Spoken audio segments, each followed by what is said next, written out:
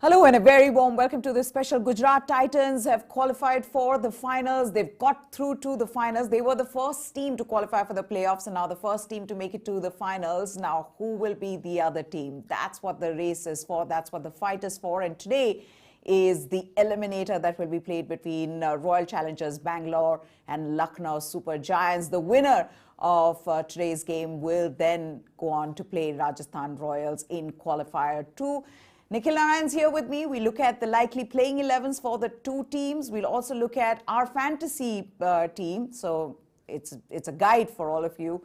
If you are into playing fantasy cricket, then we'll let you know what our fantasy team is. So stay on with us. We'll take a look at the likely playing 11 first, and then we'll get on to the fantasy guide. Let's take a look at the fantasy team in a bit. First, the likely playing 11.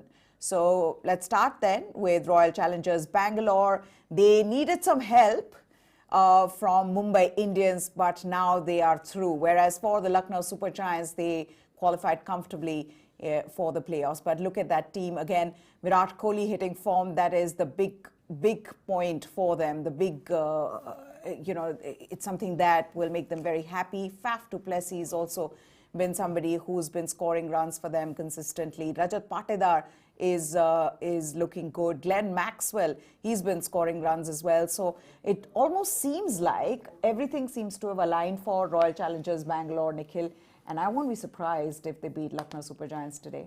Yes, I mean, the way they've qualified, Maya, I mean, I didn't expect them to qualify. They've been, if I can term it so, the luckiest team amongst the four to qualify. Yes. But the thing that is working for them now is that Faf du Plessis, Virat Kohli and Glenn Maxwell all seem to be sort of peaking at the right time. Like Virat Kohli, that's 73 or 54 balls, RCB will hope, is not just an aberration. It's the beginning of something spectacular or the beginning of a transformation. Maxwell 40 of 18 in the same match. Faf continues to play the role of the anchor. He continues to play the role of the anchor. But now that both of them, both Kohli and Maxwell, have got some runs, we might just see the best of Faf du Plessis maybe in today's match, which is, an 80, 90 or 40, 50 balls. He can be amongst the most destructive amongst any batsman in the tournament. So if the big three strike, these three batsmen, then RCB is a very, very dangerous team because they already have, prior to the start of the tournament, a world-class bowling unit. Yeah, absolutely. And in fact, now add Glenn Maxwell to that world-class bowling unit who's been taking wickets with his bowling as well. So that is going to be interesting to see how he plays today, not just with the bat, but how he bowls. But look at that bowling unit. And we've said this from the time this tournament began, that they have a brilliant bowling unit.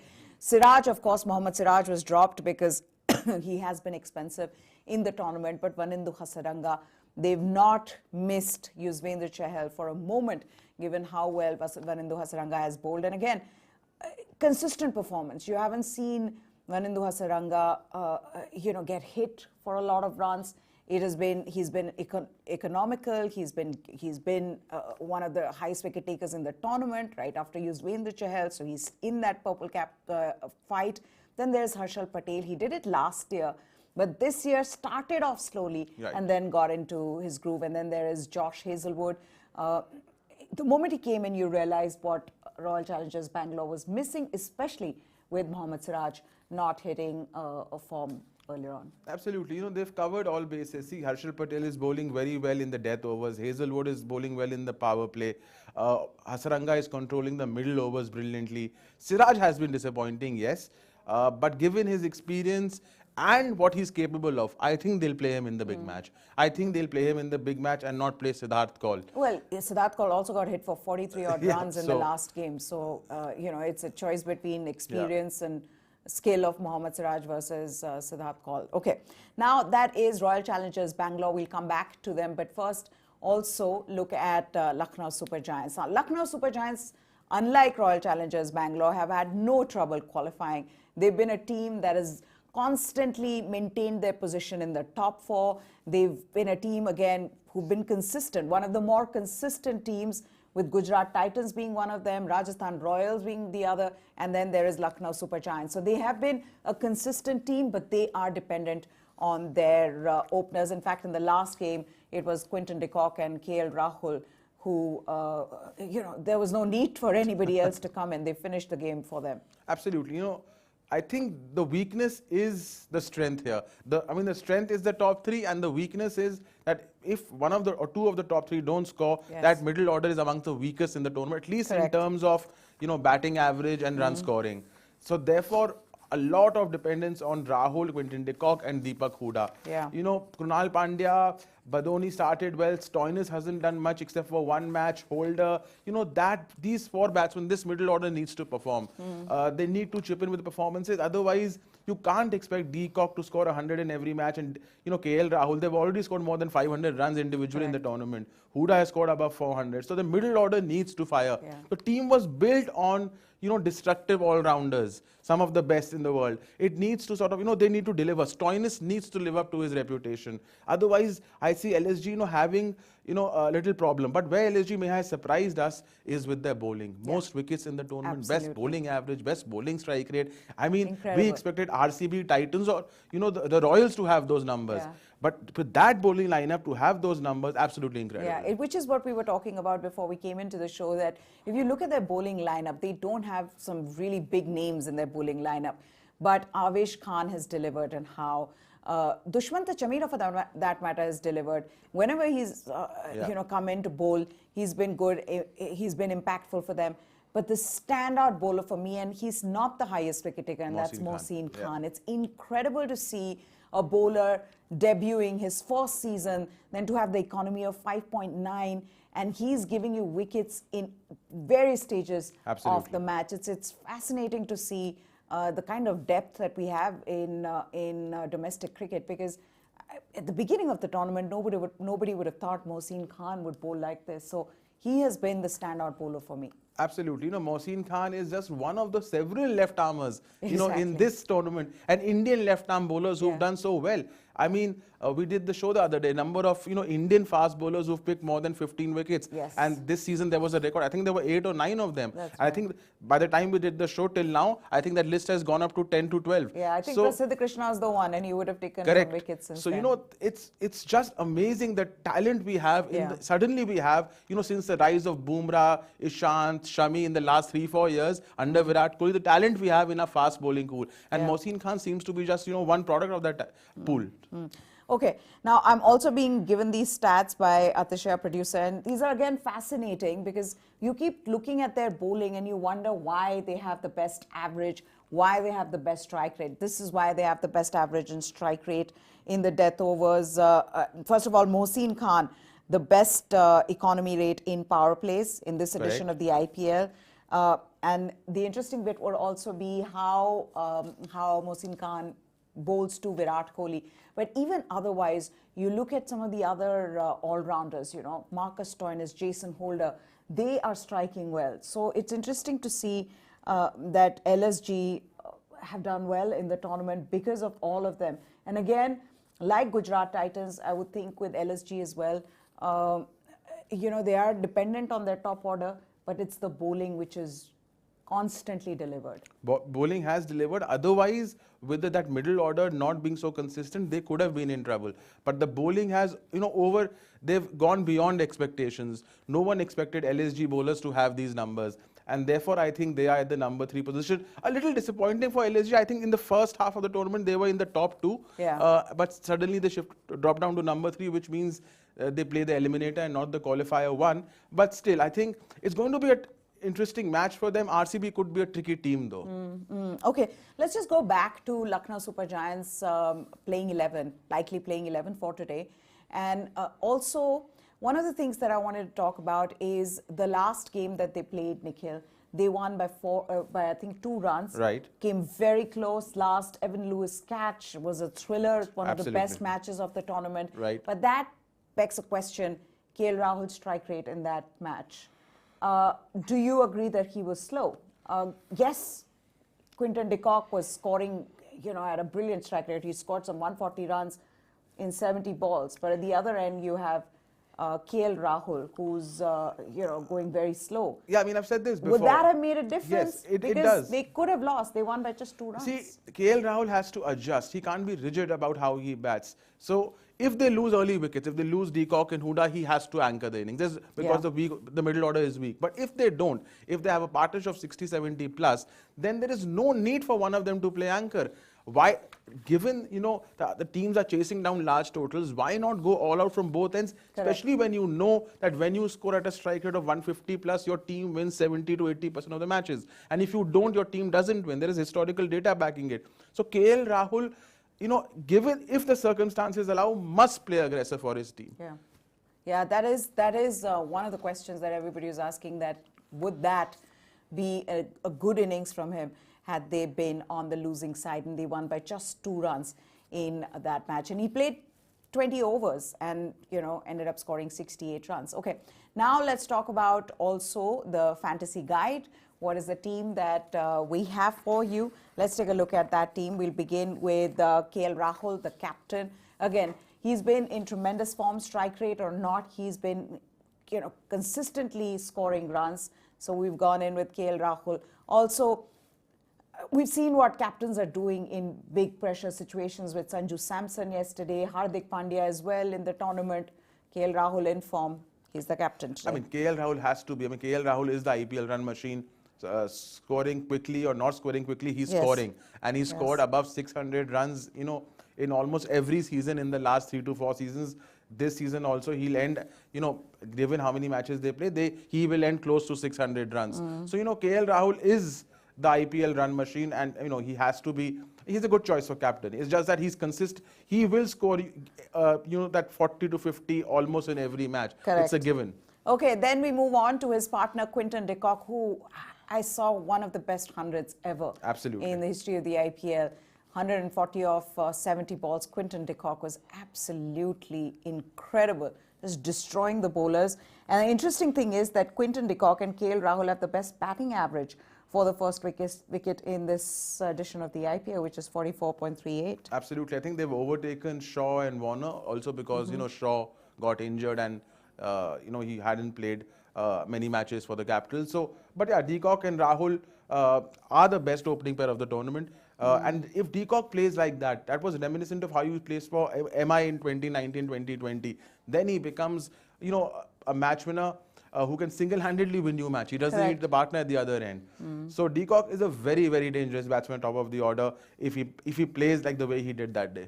I think it'll come down to how they start off. If these two get off to the kind of start that they have gotten off to in the last game, things are going to be very difficult for RCB, because even if you compare their averages of their openers, RCB's average by their opening combo is 29 or something, whereas these guys are averaging the best in the tournament. So that is Quinton Decock and KL Rahul. Then we move on to Faf du Plessis. Again, openers always want to go for the openers. They are going to get more chances of scoring runs than the players who come lower down the order. So Faf du Plessis also among the runs. Absolutely. One of their the highest scorer for RCB this season. Hasn't played, the way he did for Chennai Super King, but also because of RCB was struggling with Kohli and Maxwell. Right. But, that big inning, that destructive inning is just around the corner. Today might be the day. But, of course, Faf du Plessis walks into the fantasy 11. Okay, 443 runs for Faf du Plessis.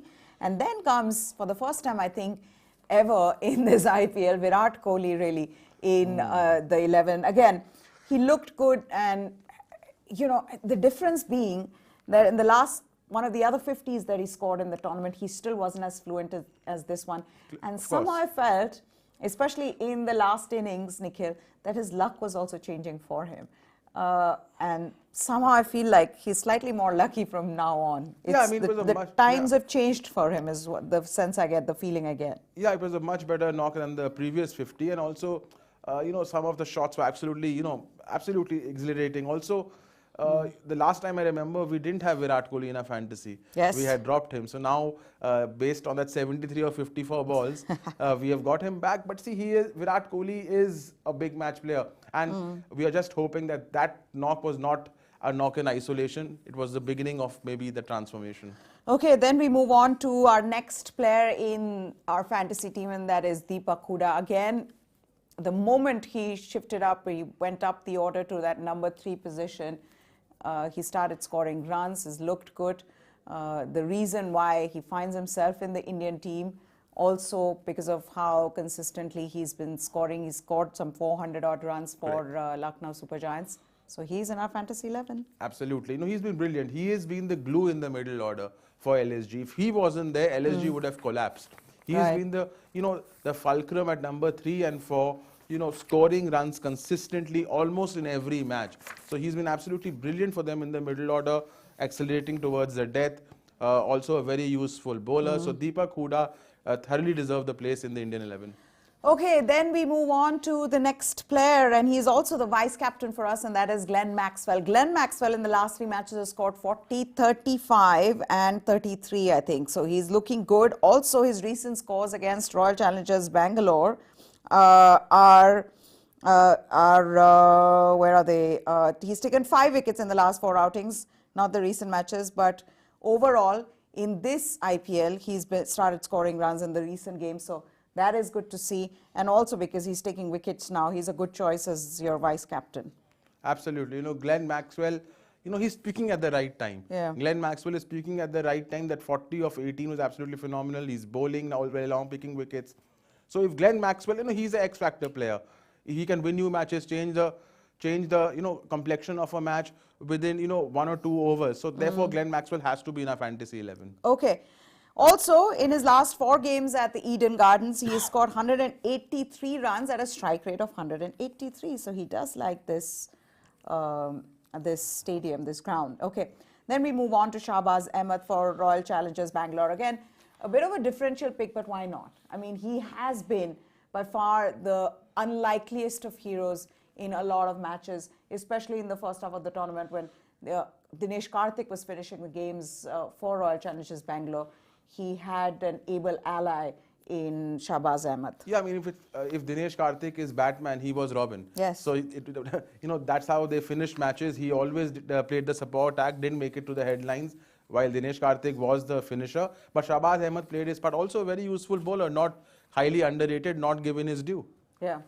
Okay, then we move on to our next player, and that is Jason Kolder. Got hit for a lot of runs in the last game, unfortunately for the Lucknow Supergiants. But again, there have been days when he's taken 3 wickets in an over, and he's also pitched in with some runs. Correct. I think Holder now needs to pitch in more with the bat, but they need that in the lower middle order. So otherwise, he's a utility player, very experienced, played all sorts of leagues all over the world, CPL, etc. Captain West Indies. His height is a major advantage if the pitch is offering some assistance in Kolkata. So, a utility cricketer, one of those all-rounders who can, do a bit of everything, but needs to contribute, needs to use a long handle in the death overs. Okay, then we move on to one of the best bowlers in this IPL, Vanindu Hasaranga.